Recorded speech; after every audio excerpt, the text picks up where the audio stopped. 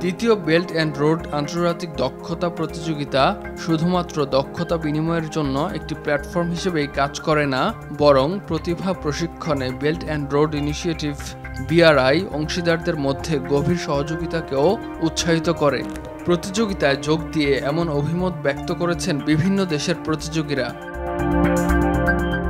সোমবার সন্ধ্যায় চংচিং-এ শুরু হয় দ্বিতীয় বেল্ট অ্যান্ড রোড আন্তর্জাতিক দক্ষতা প্রতিযোগিতা। 3 দিনের এই ইভেন্টে 61টি দেশ ও অঞ্চলের 590 জন প্রতিযোগী, রেফারি ও সংশ্লিষ্ট ব্যক্তি প্রতিযোগিতা পরিদর্শন ও সম্মেলনে অংশ নিয়েছেন। খেলোয়াড়দের গড় বয়স 22 বছর।